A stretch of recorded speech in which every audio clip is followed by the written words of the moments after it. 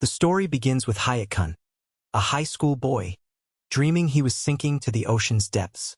Suddenly, he hears a voice calling out, prompting him to open his eyes. He finds himself face to face with two stunning maidens, their ample features nearly spilling from their attire. They extend their hands, seemingly eager to help. However, a sense of dread washes over him as it becomes clear these sisters harbor a love more intense than the sea itself, as they begin to drag him further into an unknown darkness. Awakening from this terrifying nightmare, Hayat-kun greets his parents, who, due to past events, he's been living alone with. He diligently cares for the household chores, balancing responsibilities with quiet dedication. Though he has relatives and friends, his daily life remains solitary, yet fulfilling. Today, he plans to purchase supplies for their upcoming Halloween celebration. Filled with excitement, he quickly heads out, meeting his two closest friends, Soda Managa and Ku Ojwima. The trio shares a close bond, planning to host a Halloween party together. As they walk through the neighborhood, they discuss whether to invite some girls from school, specifically the Shinjo sisters, who are widely admired and regarded as icons among their classmates. The mere mention of the sisters' name triggers a memory of Hayat-kun's dreams earlier that day. His friends urge him to invite them, especially since the sisters live nearby. However, Hayat-kun dismisses the idea, recalling rumors that depict the sisters as disdainful of men. Stories say they've harshly dismissed any male confessions and spoken ill of their suitors. His friends dismiss these tales as mere jokes, but Hayat-kun remains firm, believing there's nothing wrong with a simple gathering among friends. After finishing their shopping, they part ways, each heading home. As Hayat-kun walks, his gaze falls on a family walking hand in hand, enjoying the festive Halloween atmosphere. Their closeness resonates with him. He notices that the Shinjo sisters also lost their father, sharing a tragic similarity with the family. Despite this connection, he feels no immediate bond, only a quiet sense of familiarity. As he nears his house, Hayat-kun spots the front door wide open. Curiosity compels him to investigate, yet an eerie, oppressive aura immediately unsettles him. Stepping inside, he initially plans to suggest the family simply forgot to close the door. But then, he hears a man's angry shouts, demanding money from someone. His curiosity turns to concern as he stealthily approaches a corner, where a shocking scene unfolds. A bald man, wielding a knife, is holding the family hostage, the mother and the daughters, seemingly trapped and frightened. Hayat-kun is struck by disbelief. He wonders if this is a cruel joke or a nightmare. His mind races, trying to decide his next move in this critical moment. Recognizing the danger, with the attacker armed and potentially willing to hurt them before the police arrive, he quickly assesses the situation. With no father present in the household and sensing the women's vulnerability, Hayat-kun resolves to act swiftly, hoping to de-escalate the confrontation and protect the family from harm. Earlier that day, the two sisters were returning home after an outing. They noticed the front door was wide open, which immediately alarmed them. As they stepped inside, they were horrified to see a disheveled, bald man with a fierce demeanor, holding their mother at knife point. His surprise at discovering they had daughters revealed his opportunistic intent. He ordered them to put down their phones and threatened to commit something terrible if they disobeyed. He also commanded them to remove their clothes. With no alternative, they complied, feeling helpless as he appeared to enjoy the humiliation. He commented that their mother was already extraordinary, but he considered the daughters to be truly exceptional. Tears welled up in the sisters' eyes as they endured this ordeal for reasons they couldn't comprehend. When he ordered the other sister to be restrained, he released their mother and moved toward the blonde-haired girl, pressing the knife dangerously close as he pinned her down. Just as he was about to do something horrific, their tearful cries for help reached a breaking point. Hearing their desperate pleas, Hayato realized he had no choice but to act. Determined to delay the intruder until police arrived, he took a deep breath, donned a mask, and invoked the strength of his late parents. Summoning resolve, he launched a surprise attack against the invader, injuring him and knocking him out instantly. The mother, who looked like Komi-san, called out to her daughters in relief, overjoyed that they had been saved. Hayato felt a cautious sense of relief that he had prevented the worst outcome. Shortly afterward, police arrived to find the intruder restrained outside. They had already secured him, pinning him down, while Hayato, still masked, stood nearby. Seeing their mysterious savior wearing a pumpkin-shaped mask brought tears of happiness to the sisters' eyes. Hayato gently reassured them that everything was under control and that he was not a threat. Although visibly flustered, he handed a blanket to help them cover themselves. A brief image of their father surfaced, prompting the sisters to notice a faint family resemblance. Inside the police station, confusion arose as officers questioned the masked man, suspecting he might be involved in the crime. The sisters insisted he was innocent, urging the authorities to understand. Hayato wanted to clarify everything outside, but under pressure, he hurriedly left the sisters, refusing to reveal his identity. He was determined to keep his face hidden, fearing that revealing it could cause further distress or complicate the situation. The sisters, overwhelmed by the events, longed to know who had saved them.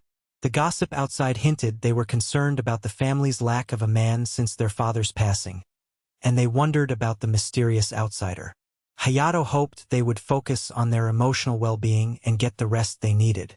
Upon arriving at the police station, officers promptly began questioning him, seeking answers about his involvement. He appeared genuinely concerned that he might have entered the crime scene alone, which prompted him to apologize and accept the repercussions. Clearly unable to stand idle against such a tragic event impacting the sisters, he acted instinctively. The police adjudged his actions harmless since no one was harmed, and recognizing his minor status, they released him, understanding his parents would be worried. By the time questioning concluded, he felt exceptionally tense. His first experience of police interrogation. Nevertheless, he was relieved to have helped the Shinjo family, especially the sisters, even though they hadn't recognized him, making their gratitude too overwhelming to accept. He preferred to distance himself from the incident altogether, avoiding future contact with them. After the interrogation, he found himself outside as night fell. Meanwhile, at the Shinjo household, the mother was obsessively checking the front door lock, doing so multiple times to feel secure. Extra caution was her priority. She also insisted that her daughter skip school the following day. Despite her advisement, the sisters insisted on attending classes. Anna, visibly distressed, entered her older sister's room, desperately seeking to sleep beside her, troubled by the earlier assault and feeling angry enough to tear everything apart. Their older sister shared her disgust toward the man's actions, condemning men as despicable and revolting beings. With their father no longer present, she inwardly screamed for someone to save them, and to her surprise, her call was answered by someone dressed in a pumpkin mask. Immediately recognizing the voice as belonging to Hayato, they knew he was a man, and seeing his frightened expression, they didn't feel disgusted anymore. Both sisters desperately wished for everything to return to normal and to find him again, intending to thank him for rescuing them. They longed to serve him for a lifetime to escape their terrible fate. As the night wore on, uncertainty clouded the future, especially regarding the true identity of their savior. When dawn arrived, the three friends headed to school, their conversations overshadowed by the recent events. Suddenly, Anna from the Shinjo family passed by, asking questions about a pumpkin. This startled Hayato, who hurriedly wished to keep his identity hidden. As Anna and her sister moved swiftly past, Anna cast a suspicious glance back, while Hayato and his friends watched from a distance, feeling an unsettling fear. In the chaos, the MC found himself confronting feelings of jealousy as he approached the renowned sisters, questioning his own reactions.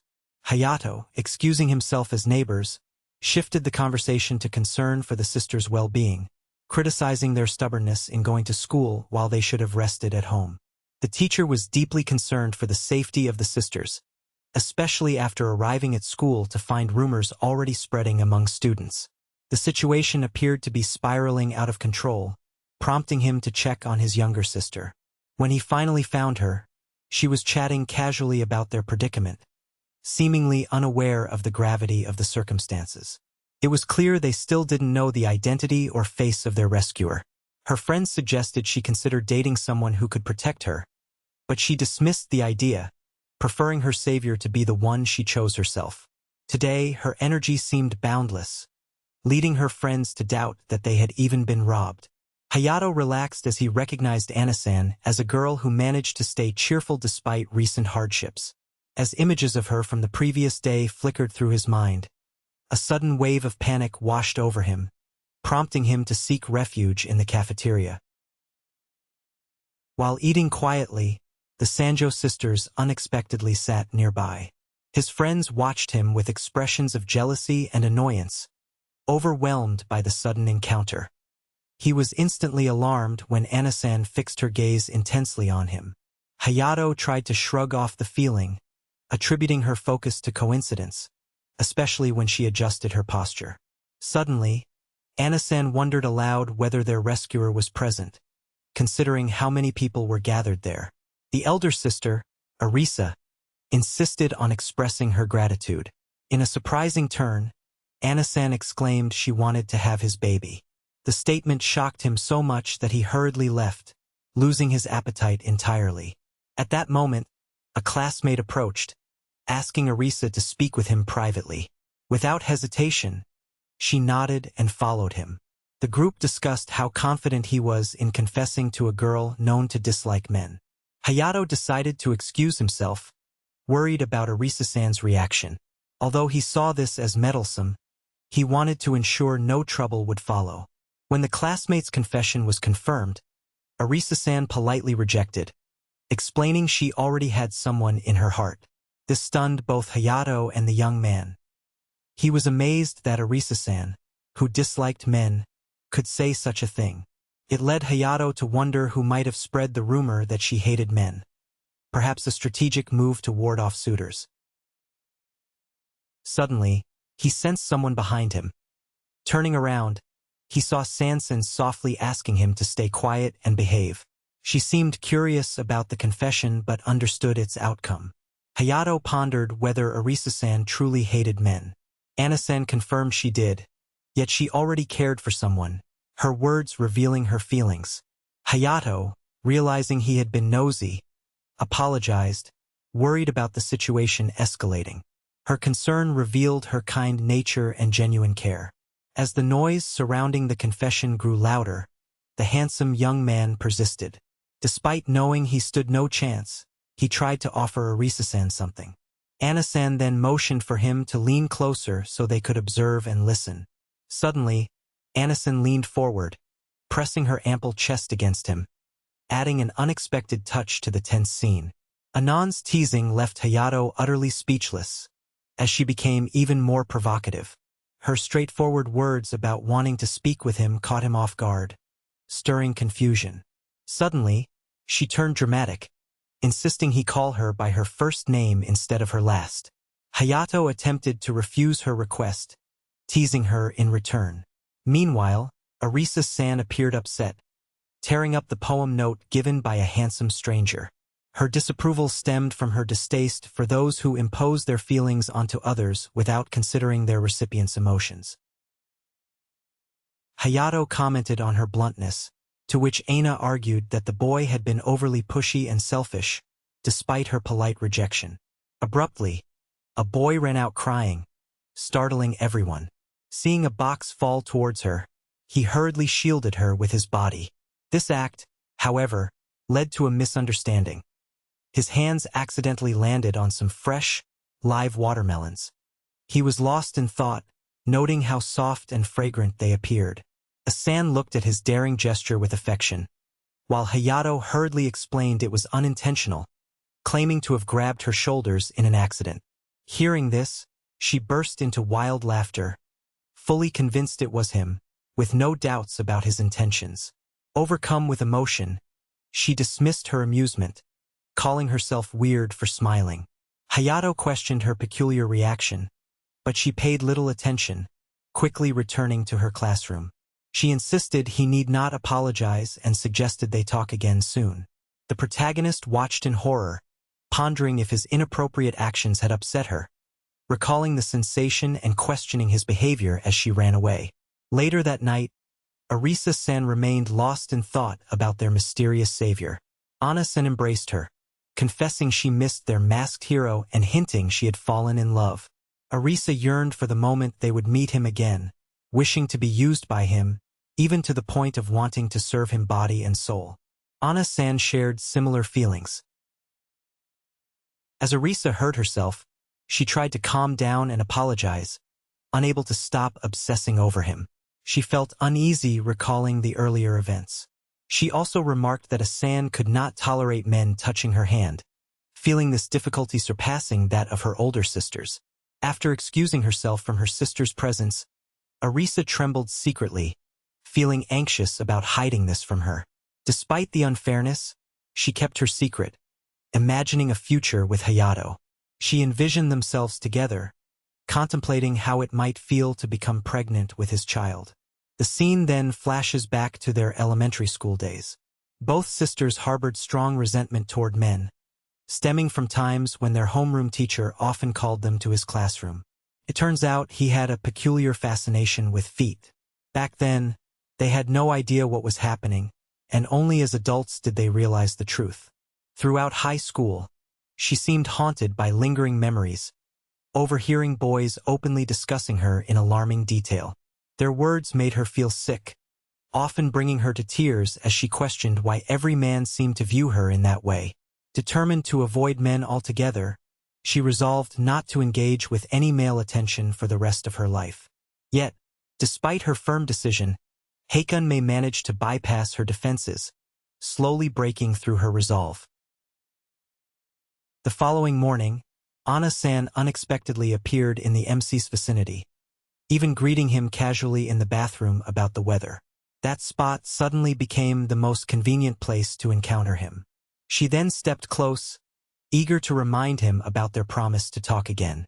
As they moved outside, Arisa-san suddenly noticed a crowd gathering around her sister, who was in the midst of this scene.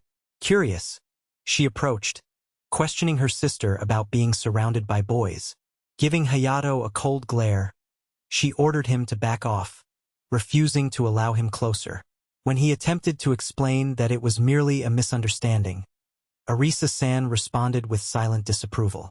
Behind her, Aa-san watched with a smile, feeling a twinge of guilt for concealing the truth from her older sister. After all, she believed it was her privilege to find him first. The escalating tension was heightened when Aa-san, trying to ease the situation, apologized for worrying her sister. She then asked Hayato if they could chat again sometime, which flustered him, though Arisa-san was clearly displeased by her sister's casual attitude. This prompted her to wonder if Aa-san was hiding something from her. When physical education class began, Arisa-san called out to her younger sister, but she suddenly ran off without a word, doing something utterly unexpected. This was unusual for her, as such behavior hadn't happened before. Peering around the corner, Arisa-san was stunned to see Aa-san tending to her sleeping brother beneath a tree. He lay in her lap, making a peaceful, contented expression in his sleep. Arisa-san wondered what had caused her sister's sudden change. Meanwhile, Aa-san appeared eager to distance herself, unknowingly touching the MC's hand as she attempted to leave. Suddenly, the MC awoke, startled to see Aa-san nearby, realizing she had found him while wandering. It seemed Hato had stayed up late the previous night and collapsed in this quiet spot to rest. For Aa-san, her instincts told her she'd found him, but she worried because she wasn't sure where her sister was. Aina brushed off her concerns, wondering if Hato disliked talking to her, which made Arisa-san quietly listen from behind, after school, as her sister headed home. Hayato's friends commented on how often Designan had been speaking with him that day, noting he seemed to have undergone a complete change. He denied knowing much about what girls thought, feeling that his daily routine had simply shifted slightly. Meanwhile, Arisa-san began to suspect that her sister's newfound behavior was linked to that man named Hato. Determined to help her avoid further suffering, she decided she would confront him someday. That night, Hato tried to reenact what had happened when he faced the burglar, his friends observing and remarking that he definitely looked the part, his stance reminiscent of his days practicing kendo. The Halloween celebration seemed to be taking place at Soda's house. His friends had gone all out, dressed elaborately as vampires and other characters, while Soda's costume was noticeably simpler, attracting some teasing about his lack of effort. For Hayato, the event was more about enjoying his favorite food, his auntie's delicious cooking. Soda's mother came in with generous servings, playfully joking with her son, and Soda couldn't help but notice the resemblance to his childhood self. As he expressed his gratitude, his aunt suddenly mentioned that Hayato had recently been involved in a dangerous incident, gently advising him to always talk if he faced any trouble. Hoping to divert the conversation to his grandparents, Soda was interrupted by his friends, who insisted he shouldn't be shy about seeking support from those close to him. The group soon played a game of Twisted and took photos, and before long the night seemed to fly by. Despite having no curfew, Soda was no longer eager to stay out, recalling the time he had broken the rule and been scolded. Still, he remembered the warmth of the hugs he received a while ago, affectionate gestures that left a vivid, if painful, impression. Though he had promised to respect the curfew, he wanted to enjoy Halloween a little longer before heading home. The entire town was alive with celebrations, the streets illuminated and decorated for the holiday. Meanwhile, Aina watched as Arisa seemed concerned, wondering why her friend was searching for a weapon. It appeared Arisa wanted a tool for self-defense, as she felt threatened by certain individuals targeting her. She also aimed to confront Hayato, who had been meddling with her plans and disrupting her schemes. As they moved through the bustling, decorated streets, they noticed a pumpkin lantern, triggering memories of a past incident and prompting Arisa to think of their savior once more. Changing the subject, Arisa suggested that Aina might be under Hayato's influence, interpreting his actions as an effort to protect her. This made Aina question whether her older sister understood the full truth.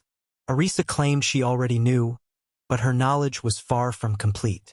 When Aina asked about her thoughts on Hayato, Arisa harshly dismissed him as a worthless scoundrel. Intrigued and eager to uncover the truth, Aina tried to speak, but their moment was cut short when Hayato noticed the sisters standing nearby. Alarmed by his sudden appearance, Aina hurriedly ran away. Meanwhile, Arisa, lost in her thoughts and emotionally obsessed, confronted a pumpkin-masked man, chasing him off and grabbing his dropped weapon. Aina, sensing her limited time, decided to make the most of her brief moment with Hayato. She accepted that circumstances were unavoidable, and with determination, she and her sister cornered the pumpkin man for questioning. Seated on a park bench, the sisters confronted him, with Hayato trying to find an explanation to prevent further trouble. Arisa finally expressed her desire to speak with her savior and gratitude, then asked for his name. He revealed himself as Jack, eliciting a quiet, amused laughter from Arisa-san. As their conversation continued, Arisa's laughter suddenly broke the silence, revealing Hayato's true identity. She immediately tried to deny this, insisting that Hayato was the villain who had deceived her and venting her frustration at having been betrayed by him. At that moment, the pumpkin mask was swiftly removed, and Hayato looked into her wide, horrified eyes as he apologized sincerely. It became clear that Ae-san had always known his true identity. Arisa could only reflect on how harshly she had treated her savior and the harsh words she had spoken in her fury. She appeared unable to forgive herself for her previous attitude. With eyes full of obsessive longing, she then begged to be taken as a slave, offering her body, heart, and soul entirely to Hayom. Her words stunned Hayato, as he hadn't anticipated such a turn of events. For Arisa, the moment her life was rescued from despair marked the point where she fell deeply in love with him, eager to fulfill his wishes and surrender herself completely. It seemed she had been praying silently for this chance ever since they were saved. She finally declared her desire to be treated as an object, to be used as a tool for his needs. Her admission flushed Hayato with embarrassment, as her mood suddenly shifted from anger to vulnerability. He listened as she apologized profusely, recognizing her words as a misunderstanding and admitting her insult had been a mistake. She pleaded to atone for her errors for a lifetime, but Hayato waved this off, claiming he had already done something far more significant. He didn't consider himself worthy of gratitude. The Shinjo sisters refuted his words, affirming their gratitude was genuine.